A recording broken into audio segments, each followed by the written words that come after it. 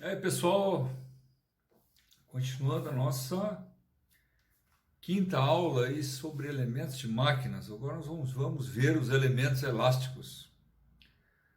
Ora, de novo, né? Tudo que a gente olha aqui, que é um pequeno trecho aí da disciplina, é uma história enorme, né? Então, os elementos elásticos são basicamente tudo aquilo que se deforma, mas pelo ponto de vista ainda aqui nesse segmento dos elementos metálicos. Então, todas as molas vão estar aqui aparecendo. Tá? Então, são elementos metálicos, peças fixadas entre si com elementos metálicos podem ser deslocadas sem sofrerem alterações. Assim, as molas são muito usadas como componentes de fixação elástica. Não quero que duas peças fiquem ligadas uma à outra, mas elas têm que ter um movimento relativo. Tem vibradores, britadores que entram nessa faixa. Tá? Elas sofrem deformação quando recebem a ação de alguma força, mas voltam ao estado normal, ou seja, ao repouso quando a força para. Essas uniões elásticas são usadas para amortecer choques, reduzir ou absorver vibrações e para tornar possível o retorno de um componente mecânico à sua posição primitiva. As formas de utilização desses elementos elásticos. As molas são usadas principalmente nos casos de armazenamento de energia, amortecimento de choques, distribuição de cargas, limitação de vazão, preservação de junções ou contatos. Aqui, armazenamento de energia, tem alguns sistemas aí que tu coloca uma mola, e essa mola depois ela é liberada, fechando alguma coisa. Tem alguns portões antigos aí que o pessoal botava uma molinha, né? Uma mola comprida mesmo, aí para abrir o portão, e depois a mãe puxava o portão para fechar de novo. Quem já viu os filmes aí do Daniel Boone e outros, aí tinha a armadilha de urso. Tu arma, duas garras assim, né? Coisa hoje mais politicamente incorreta, impossível, né? Elas são utilizadas então no armazenamento de energia. Nesse caso, as molas são utilizadas para acionar mecanismo de relógios, de brinquedos, de retrocesso de válvula de descargas e aparelhos de controle. Então, os antigos relógios, que eram a corda, né? Comprimiam uma mola, fechava. De novo, a gente pode pensar nas trenas, né? Tu puxa a trena, quando tu solta, ela volta, porque tem uma mola ali, né? Então, ela está armazenando energia quando tu puxa. Tu gera uma energia, quando volta, ela libera essa energia, enrolando a fita de novo. Tá? Retrocesso de válvula de descargas, isso é muito fácil, é ela do banheiro, né? Apertou a descarga, quem faz a mola voltar para a posição inicial é uma mola. Tá? E aí botaram um monte de molinha, umas cadeirinhas aqui para ficar bonito. Tá? Forma de utilização, amortecimento de choques. As molas amortecem choques em suspensão e para-choques de veículos, em acoplamento de eixos e na proteção de instrumentos delicados ou sensíveis. Tá? Beleza aí. Tá? Um exemplo disso é um amortecedor. Mas o amortecedor não é só a mola, né? A mola ajuda a amortecer o choque, mas quando o amortecedor quer voltar à posição inicial, ele tem um sistema hidráulico ou pneumático, seja ar ou óleo, que faz com que esse retorno seja um pouco mais suave. Senão, tu largaria o carro no chão e ficaria pulando. E o que acontece com carros que já estão com os amortecedores estourados, como se diz, né? Tu monta ele lá e o carro fica com a roda. A gente consegue ver na estrada se a roda fica literalmente pulando. Tá? Aí dá amortecimento de choque, está aqui a moto, né? Amortecedor de uma motocicleta, onde a mola está evidenciada em vermelho ali por uma questão puramente didática. Né? Por dentro está o amortecedor, que forma um parazinho algumas vezes. Tá? Muito bem, distribuição de carga. As molas distribuem carga em estofamentos de poltronas, colchões, estrados de camas e veículos, em que, por meio de molas, a carga pode ser distribuída pelas rodas. Tá? Então, aqui se colocou um colchão de molas, onde a gente consegue ver muitas pequenas molas ali dentro. Isso aí ajuda a distribuir o peso da pessoa que está dormindo ali mais confortavelmente, né? Aqui na distribuição de cargas, ainda aqui está colocado uma mola elíptica, são molas características de caminhões, né? Então, elas vão mudando ali de tamanho, fazendo com que a primeira deformação possa ser um pouco maior, depois um pouco menor. Segundo um colega, quebrou a mola elíptica, troca por uma nova, não solda. Tá? Soldou, ela vai quebrar. Por quê? A zona termicamente afetada, aquela zona da solda, não tem mais o mesmo comportamento do restante da mola. Então ele vai acabar partindo ali, naquele ponto de soldagem, né? Aqui colocou como limitação de vazão, mas na verdade é controle. Tá? Isso aqui é uma válvula de controle, que a gente vai encontrar em vários elementos, só que essa que está aqui é uma válvula, especialmente uma válvula de controle da área industrial. Então tu olha na parte de cima, tem um diafragma e aqui uma mola. A mola sempre tende a manter, nesse caso aqui, essa válvula aberta. Então, na operação dela, se nada estiver acontecendo, ela vai estar totalmente aberta. E em cima tem um diafragma que na parte de cima a gente injeta normalmente ar comprimido e tende a fechar. Então eu posso estar controlando o vapor, passagem de vapor aqui, né? Então tá aquecendo lá uma superfície, está injetando vapor num tanque e está aquecendo aquele tanque lá com aquele vapor. Aqueceu demais, aquele atuador pneumático, por isso que a gente injeta ar, né, que é pneumático, ele vai começar a fechar, segurando a mola, e depois, quando a temperatura começar a cair, o ar comprimido é liberado e a mola vai abrindo a válvula normalmente. Isso tanto pode ser usado para a válvula ficar aberta quando não tem sinal ou fechada. Essa aqui é uma válvula normalmente aberta, tá? Normalmente porque tem a mola que manda abrir. Tá?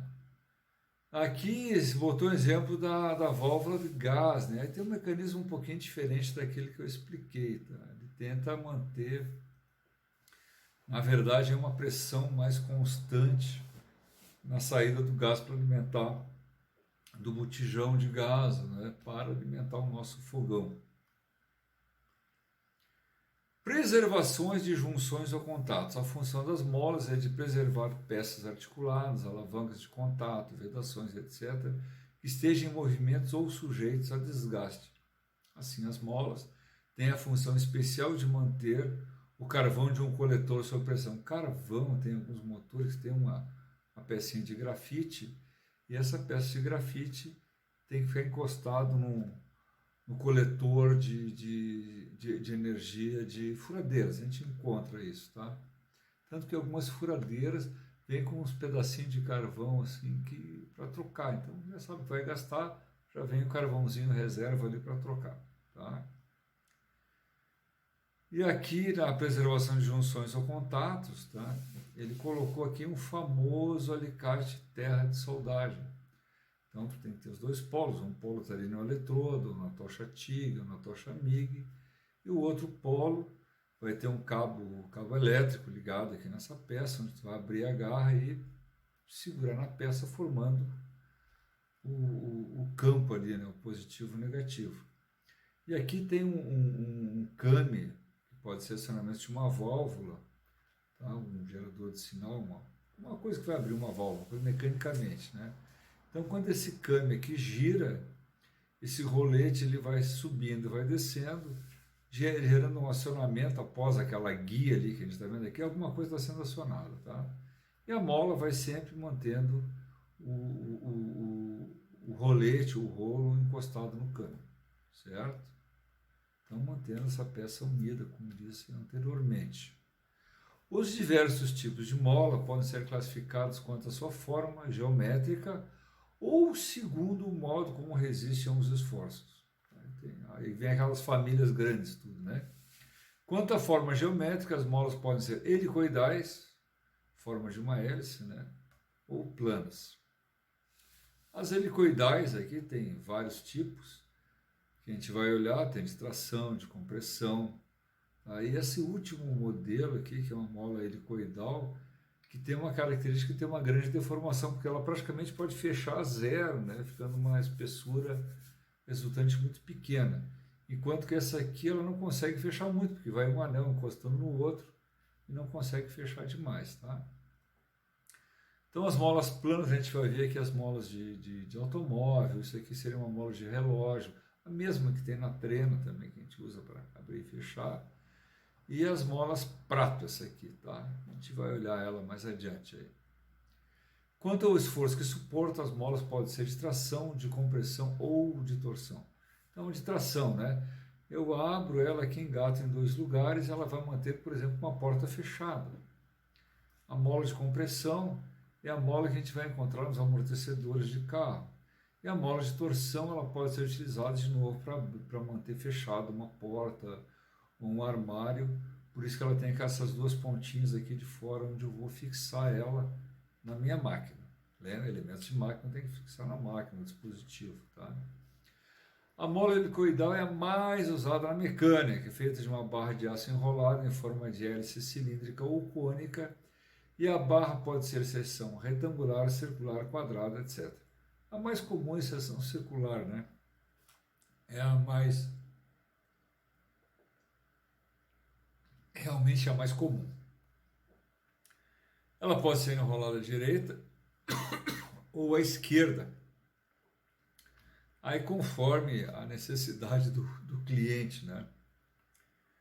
As molas helicoidais pode ser enrolada à direita e à esquerda, e quando for comprar eu tenho que determinar o diâmetro do arame, o diâmetro externo, número de espiras, né? Direita ou esquerda, e a força que ela vai ter que ser aplicada para ser comprimida, né?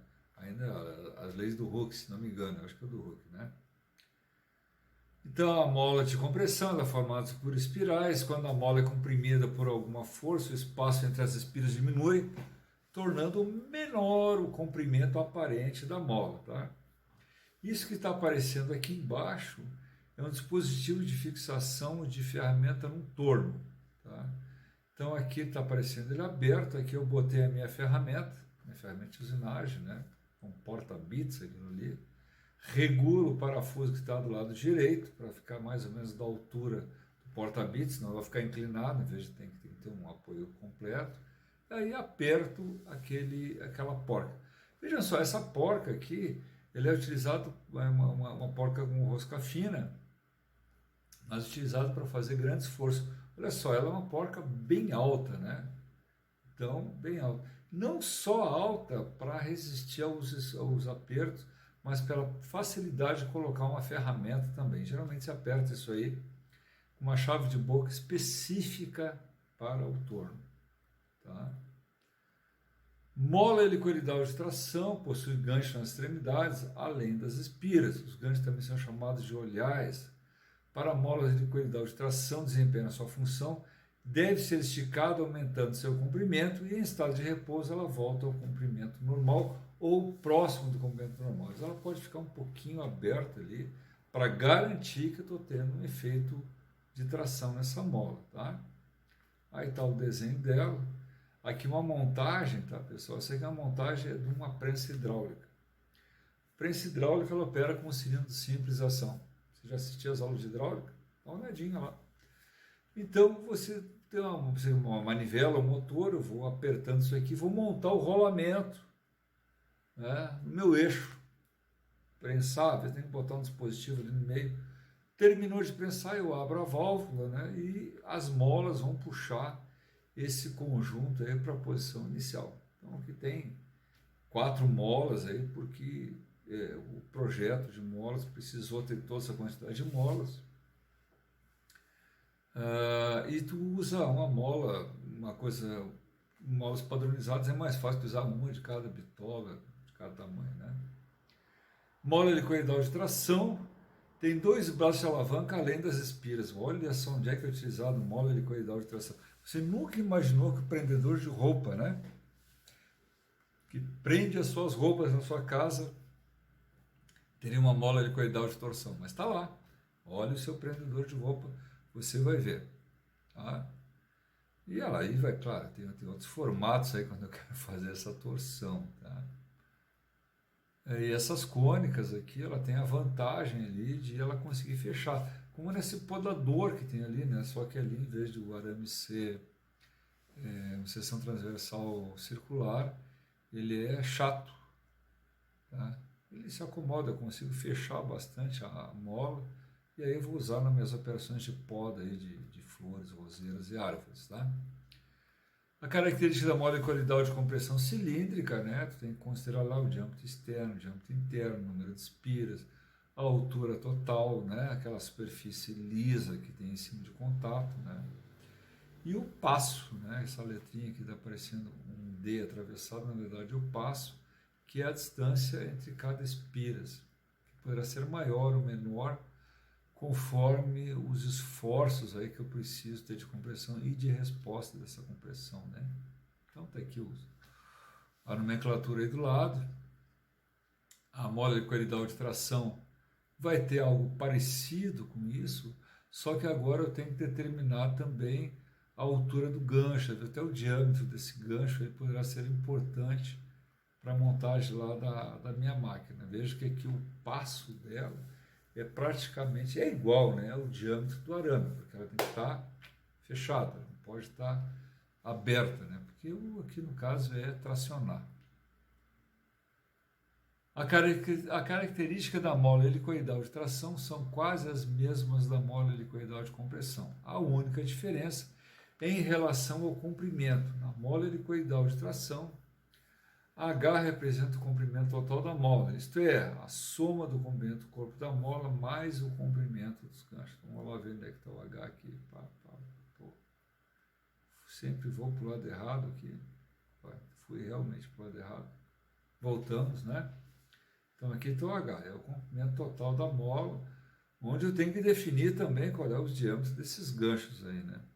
Muitas vezes o diâmetro desse gancho ele vai ser o mesmo diâmetro externo, só que a mola sofre uma torçãozinha para ficar aberta. E olha só, ela pode ser centralizada, ela tem que ser centralizada, então não é só dá um pouquinho mais de trabalho construir essa mola ali com um gancho centralizado, na diagonal, conforme eu precisar disso aí. Tá? Então a mola de seção circular, ela vai ter a mesma coisa, o comprimento, né? Só que agora eu vou ter o diâmetro maior e o diâmetro menor da mola. O passo também deverá ser mais ou menos constante. Tá? E o número de espiras. Tá? Se tu pegar diâmetro arame, passo, etc., acabo definindo qual é o número e a altura, eu posso acabar definindo o número de espiras. Mas tu reforça isso aí para um processo de verificação também. Tá? A mola cônica de seção retangular ela é feita por uma fita enrolada, né? Essa fita enrolada aí também vai ter essas características aí de altura, o passo que é definido entre duas cristas, né, duas bordas, porque ela tá enfiada uma dentro da outra, não fica só aquele aramezinho mais fino aberto. Até ela tem que estar uma parte de cima enfiada na de baixo, porque se não fosse isso aí na hora de fechar ela poderia uma espira acavalar na outra. Então aqui não pode acavalar a espira uma na outra. Muito bem, aqui entra mais uma medida, que é a espessura da lâmina e a altura da lâmina, né, para te verificar qual vai ser a dimensão exata da mola. Tá? E aí quando a gente começa a falar essa coisa de dimensões, né, vamos pegar aqui as molas planas, aí, perdão, é a questão da especificação. Todos os dados que eu tenho que botar claramente, tá? O mais exato possível, o mais preciso possível. Então as molas planas são feitas de material plano ou em fita, pode ser simples, prato, feixe de molas e espiral. Aqui as molas planas, né, uma bem simples, uma mola prato, mola espiral e o feixe de molas. A mola prato, né, eu posso de repente fazer uma montagem de muitas molas, porque ela vai ter digamos assim, um armazenamento de energia que ela pode ter muito alto. Então eu posso dar torques bastante grandes, mas eu tenho uma sobrecarga ainda, eu vou ter uma movimentação permitida por um conjunto eixo, mola prata e porca, né? Esse tipo de mola é empregado somente em algumas cargas. Em geral, essa mola é fixa em uma extremidade livre na outra, e quando sofre a ação de uma força, a mola é flexionada na direção oposta aqui, né? A mola plana ali. Ela consegue se movimentar. Tem a mola tipo prato, né? Belleville, acho que tem mais outros nomes aí. Tem a forma de um tronco de cone com paredes de seção retangular. De novo, né? Eu posso montar várias. Geralmente, como é que eu monto várias, né?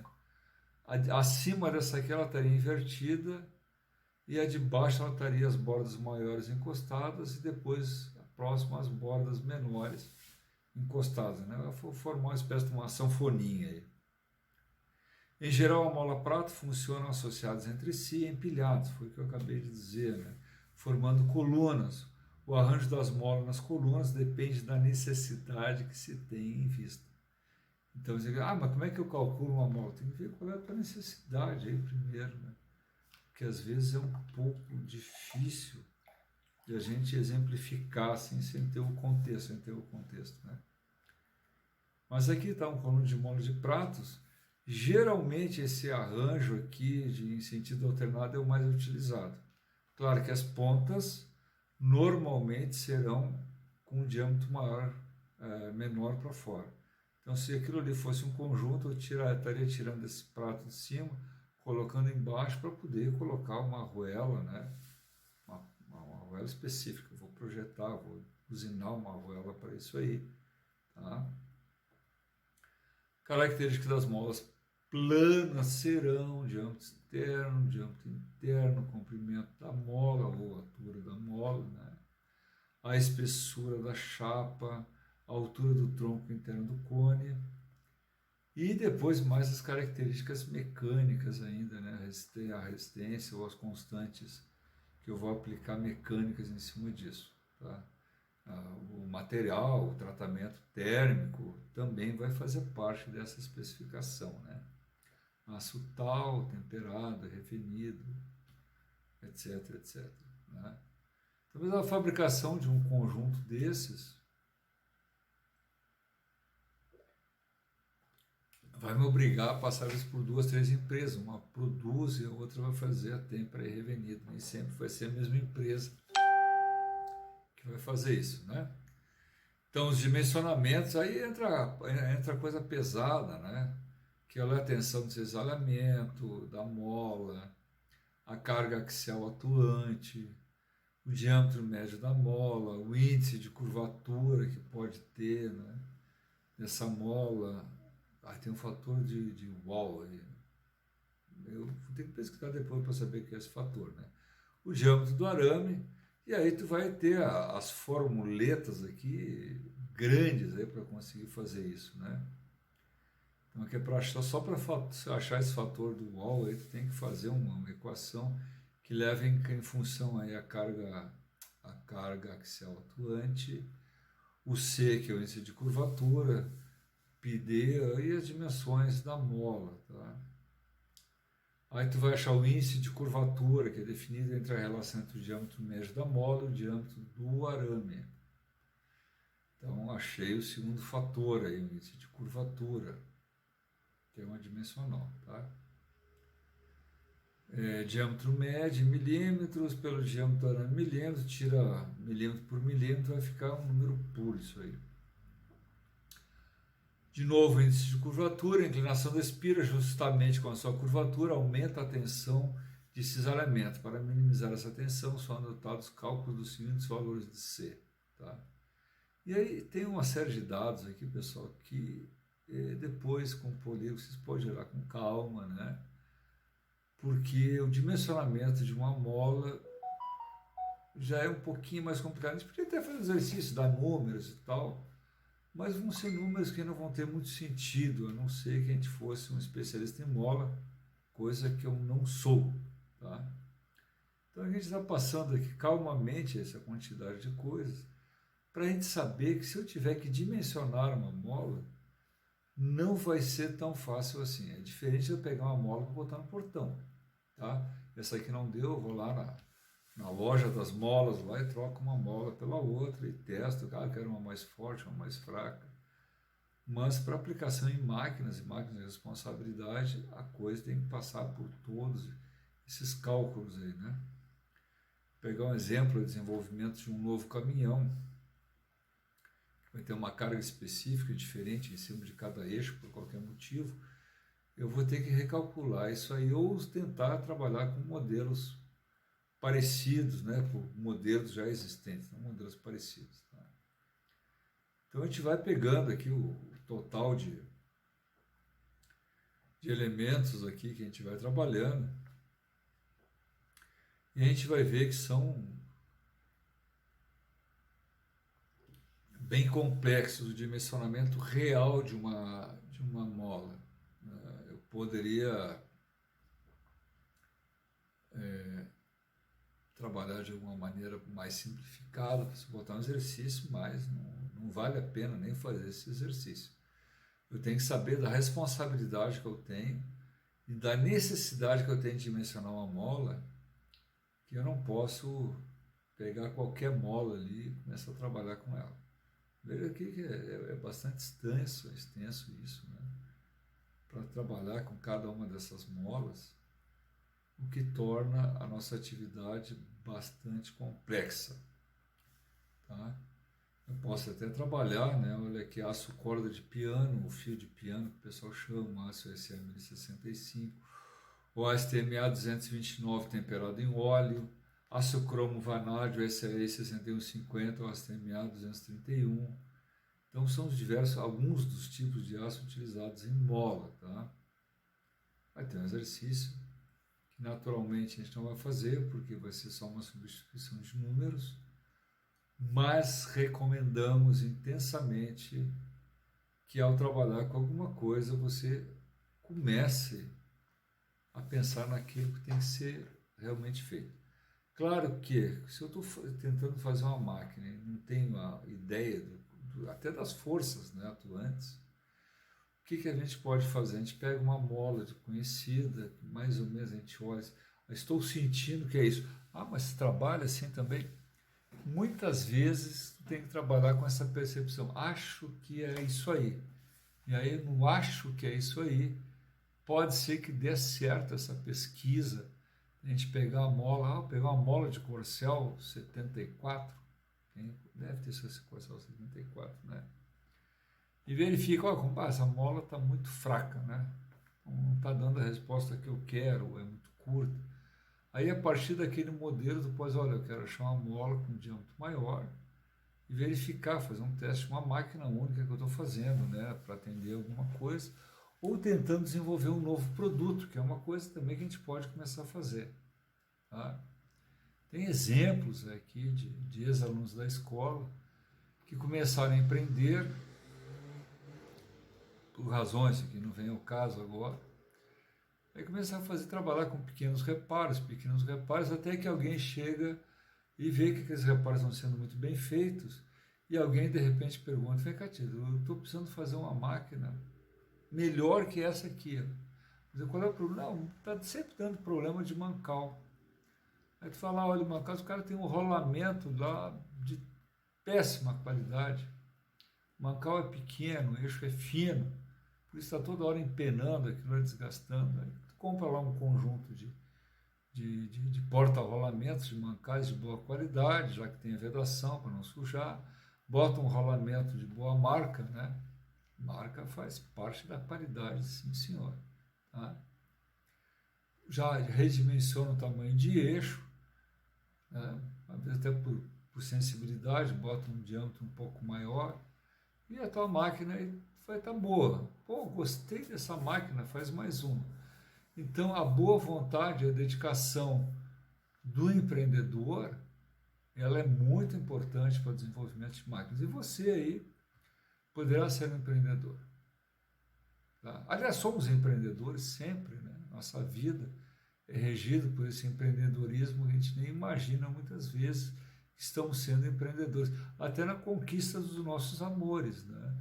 Você vai ter que ter a coragem, o discernimento, a delicadeza, a gentileza de conquistar um coração, né? Isso é um empreendimento, né? Não é assim, chegar e... Não era na Idade da Pedra, você olha nos filmes lá que chegava, o cara dava um cacetete na cabeça da mulher e arrastava. Isso não tem mais, né? Então, isso vale para as meninas e para os meninos, né? Isso aí tanto faz aí.